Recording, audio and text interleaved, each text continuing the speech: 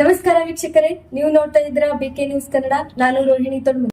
ವಿಜಯಪುರ ನಗರ ಶಾಸಕ ಬಸನಗೌಡ ಪಾಟೀಲ್ ಯತ್ನಾಳರನ್ನ ಬಿಜೆಪಿಯಿಂದ 6 ವರ್ಷಗಳ ಕಾಲ ಉಚ್ಚಾಟನೆ ಮಾಡಿದ್ದನ್ನು ವಿರೋಧಿಸಿ ಹೋರಾಟ ಪ್ರತಿಭಟನೆಗಳು ಮುಂದುವರೆದಿದೆ. ವಿಜಯಪುರ ಜಿಲ್ಲೆಯಲ್ಲಿ ಸರಣಿ ಪ್ರತಿಭಟನೆಗಳ ಪರ್ವ ಮುಂದುವರೆದಿದೆ.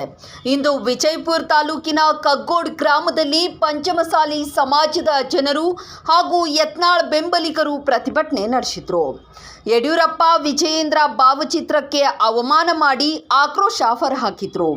ಯಡಿಯೂರಪ್ಪ ವಿಜಯೇಂದ್ರ ಶವದ ಪ್ರತಿಕೃತಿ ಮಾಡಿ ಬೆಂಕಿ ಹಚ್ಚಿ ಸಿಟ್ಟನ್ನ ಪ್ರದರ್ಶನ ಮಾಡಿದ್ರು. ಯಡಿಯೂರಪ್ಪ ಕಳ್ಳ, ಮಗ ವಿಜಯೇಂದ್ರ ಸುಳ್ಳ ಎಂದು ಘೋಷಣೆ ಹಾಕಿದ್ರು.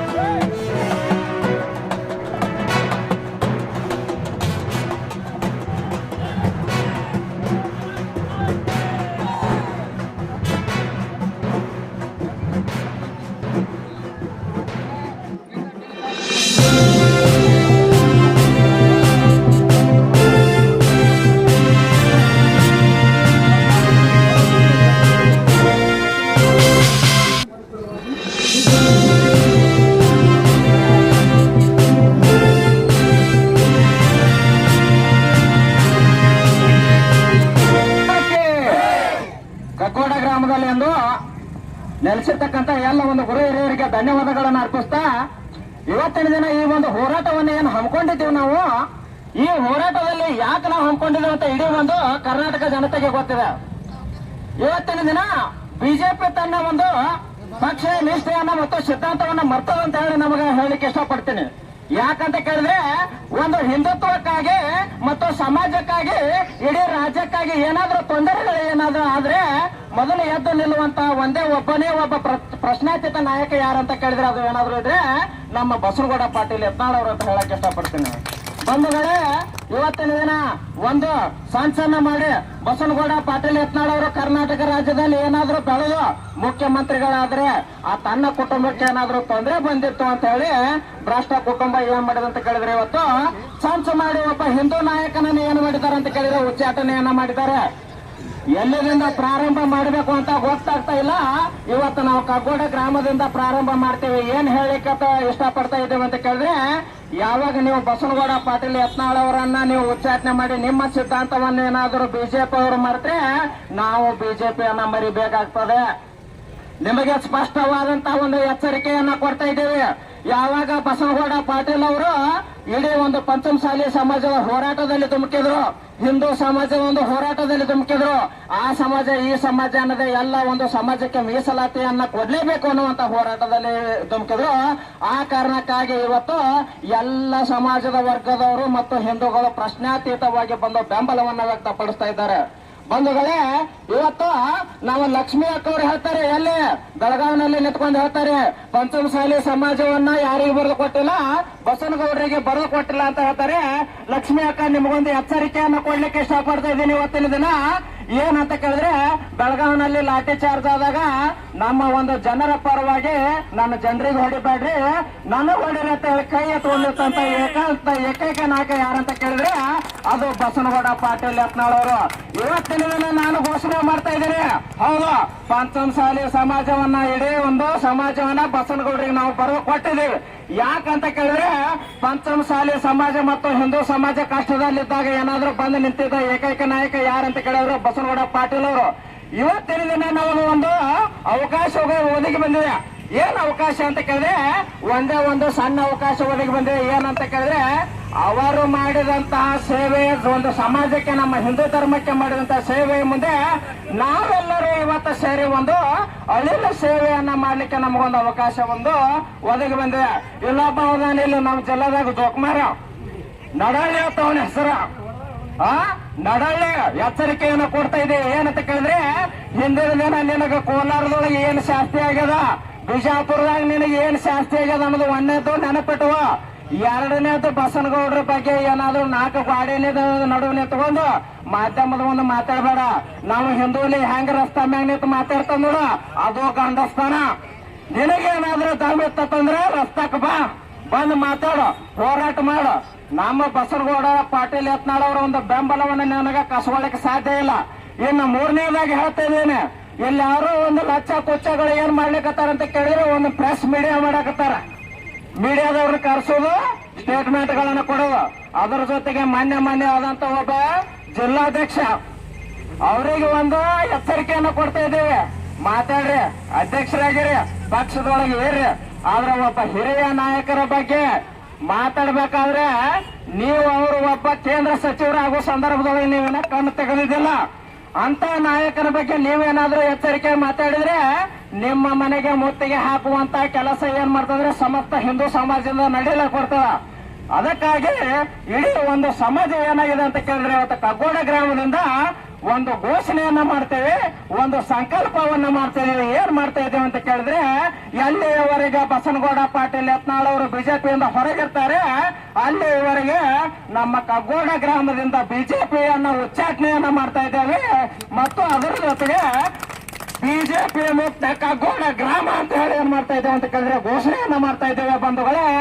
ಇದೇ ರೀತಿಯಾಗಿ ಮುಂದಿನ ದಿನಮಾನಗಳಲ್ಲೂ ಕೂಡ ನಾವೆಲ್ಲರೂ ಬಸನಗೌಡ ಪಾಟೀಲ್ ಅವರ ನಿರ್ಧಾರಗಳಿಗೆ ನಾವೆಲ್ಲರೂ ಏನ್ ಮಾಡ್ತೀವಿ ಅಂತ ಕೇಳಿದ್ರೆ ಬದ್ಧರಾಗಿದ್ಕೊಂಡು ಅವರ ಬೆಂಬಲಕ್ಕೆ ನಾವು ಸದಾ ಸಿದ್ಧ ಇರ್ತೀವಿ ಅಂತ ಹೇಳ್ತಾ ಈ ಮೂಲಕ ಕಗ್ಗೋಡ ಗ್ರಾಮದಲ್ಲಿ ಘೋಷಣೆ ಮಾಡ್ತಾ ಇದ್ದೇವೆ.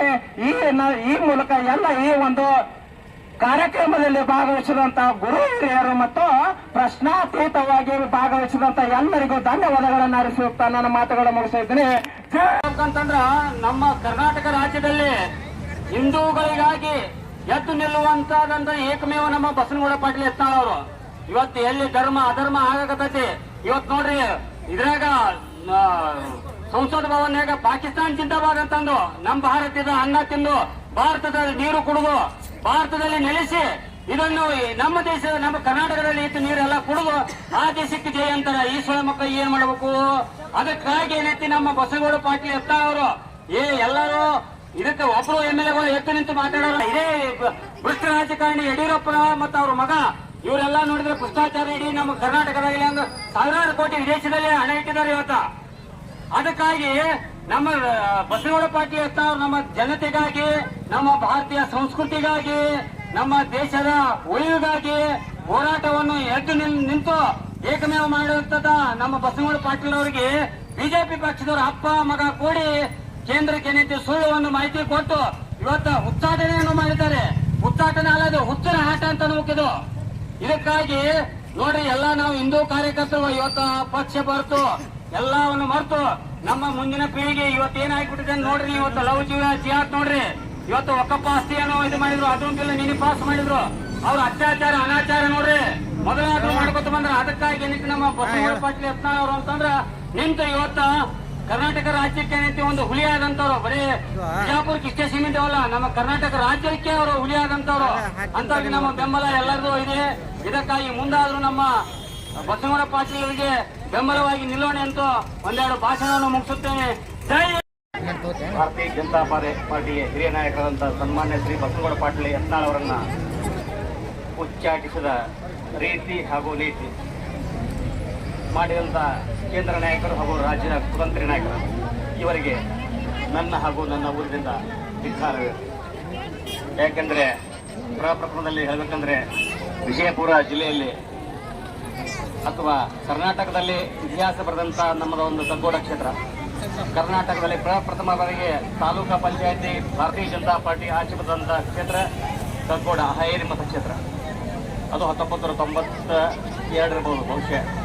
ಇಂಥ ಕ್ಷೇತ್ರದಲ್ಲಿ ಯಾವ ಎಡ್ಡಿನೂ ಇದ್ದಿಲ್ಲ, ಚಡ್ಡಿ ನನ್ನ ಮಗ ವಿಜಯನೂ ಇದ್ದಿದ್ದಿಲ್ಲ. ಅಂಥ ಕ್ಷೇತ್ರ ನಮ್ಮ ವಿಜಯಪುರ ಜಿಲ್ಲೆ ಕಗ್ಗೋಡ ಗ್ರಾಮದಲ್ಲಿ ಅಂತ ಭಾರತೀಯ ಜನತಾ ಪಾರ್ಟಿ ಎತ್ತಿ ಕಟ್ಟಿ ಬೆಳೆಸಂತ ಒಂದು ಊರಿನ ನಮ್ಮ ಯತ್ನಾಳ್ ಪಾಟೀಲರಿಗೆ ತವರು ಮನೆ ಇದ್ದ ಹಾಗೆ ಕಗ್ಗೋಡ ಗ್ರಾಮ. ಅದಕ್ಕಾಗಿ ಸ್ವಕ್ಷೇತ್ರದಲ್ಲಿ ನಮ್ಮ ಕ್ಷೇತ್ರದಲ್ಲಿ ಅವರು ಒಂದು ತವರು ಮನೆಗೆ ಅಂತ ಹಿಂದೂಗಳಿಗೆ ಅಂತ ಒಂದು ಉಡುಗೊರೆಯನ್ನು ಕೊಟ್ಟಂತ ಗೋಶಾಲೆ ಇದೆ. ಅದಕ್ಕೆ ಅವರು ಮಾಡಿದ ಒಂದು ಕೀರ್ತಿಗೆ ನಮ್ಮ ಧನ್ಯವಾದಗಳು. ಹಾಗೂ ಕ್ಷೇತ್ರ ನಾಯಕರು ಅವರು ಮಾಡಿದಂತ ಕೀರ್ತಿ ಬಸನಗೌಡ ಪಾಟೀಲ್ ಯತ್ನಾಳವರು ಮಾಡಿದಂಥ ಕೀರ್ತಿ ಕೇಂದ್ರ ನಾಯಕರು ನೆನಪು ಮಾಡಿಕೊಳ್ಳುವಂಥ ವಿಷಯ. ಯಾಕಂದರೆ ಅಟಲ್ ಬಿಹಾರಿ ವಾಜಪೇಯಿ ಅವರ ಒಂದು ಸಂಸತ್ನಲ್ಲಿ ಅವರ ಒಂದು ಕಾಲಾವಧಿಯಲ್ಲಿ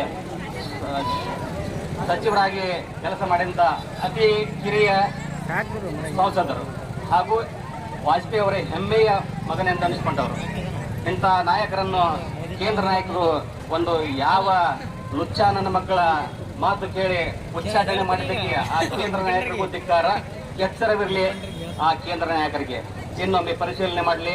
ಅವರು ಬರುವುದೇ ಆದರೆ ನಮ್ಮ ನಾಯಕರು ಹೇಳಿದ ಹಾಗೆ ರಾಜ್ಯಾಧ್ಯಕ್ಷರ ಹುದ್ದೆ ಬರಬೇಕು, ಇಲ್ಲ ಆದರೆ ವಿರೋಧ ಪಕ್ಷ ನಾಯಕರಾಗಿ ಮುಂದುವರಿಯೋದರ ಪಕ್ಷಕ್ಕೆ ಬರಲಿ. ಇಲ್ಲವಾದರೆ ಬಿಜೆಪಿಗೆ ನಮ್ಮ ಕರ್ನಾಟಕದ ವತಿಯಿಂದ, ನಮ್ಮ ಕಗ್ಗೋಡ ಗ್ರಾಮದ ವತಿಯಿಂದ ವಿಜಯಪುರ ಜಿಲ್ಲೆ ಧಿಕ್ಕಾರವಿರಲಿ. ಮತ್ತು ಆದಷ್ಟು ಬೇಗನೆ ನಮ್ಮ ಗೌಡರು ಒಂದು ತೀರ್ಮಾನ ತೆಗೆದುಕೊಂಡು ಈ ಬಂದರೆ ಬಿಜೆಪಿಗೆ ಬರಲಿ, ಇಲ್ಲವಾದರೆ ಒಂದು ಹಿಂದೂ ಪಕ್ಷವನ್ನು ಕಟ್ಟಲಿ ಹಾಗೂ ನಮ್ಮೆಲ್ಲರ ಸಹಕಾರ ಬೆಂಬಲ ಇರುತ್ತದೆ ಅನ್ನೋದು ನನ್ನ ಅನಿಸಿಕೆಯನ್ನು.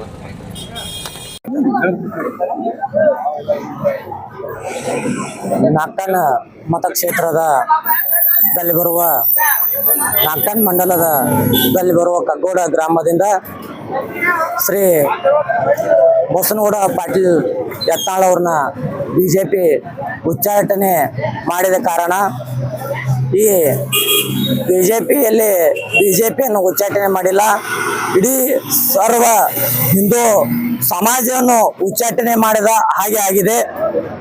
ತಾವು ಈ ನಾಯಕನ ಬಗ್ಗೆ ಒಳ್ಳೆ ಪರಿಶೀಲನೆ ಮಾಡಿ ಈ ಬಿಜೆಪಿಗೆ ಒಳ್ಳೆ ತಗೊಂಡ್ರ ಕರ್ನಾಟಕದಾಗ ಬಿಜೆಪಿ ಬರ್ತದ, ಇಲ್ಲಾಂದ್ರೆ ಕರ್ನಾಟಕದಾಗ ಬಿಜೆಪಿ ಬರುವುದಿಲ್ಲ. ನಾನು ನಾಗ್ಟನ್ ಮಂಡಲದ ಯುವ ಮೋರ್ಚಾ ಉಪಾಧ್ಯಕ್ಷ. ನನ್ನ ಹುದ್ದೆಗೆ ನಾನು ಇವತ್ತ ರಾಜೀನಾಮೆ ಕೊಡ್ತಾ ಇದ್ದೀನಿ. ಆದ ಕಾರಣ ಇನ್ನೂ ಎಲ್ಲ ನಮ್ಮ ಮನೆಯಲ್ಲಿ ಬಸವಣ್ಣವ್ರ ಫೋಟೋ ಇದೆ, ಹಾಗೆ ನಮ್ಮ ತಂದೆಯವರ ಫೋಟೋ ಇದೆ, ಅದರ ಜೊತೆಗೆ ನಮ್ಮ ಗುರುಗಳ ಫೋಟೋ ಇದೆ, ಅದರ ಜೊತೆಯಲ್ಲಿ ನರೇಂದ್ರ ಮೋದಿ ಅವರ ಫೋಟೋ ಸದಕ್ಕೆ ನಮ್ಮ ಮನೆಯಲ್ಲಿ ಹಾಕಿದೀವಿ.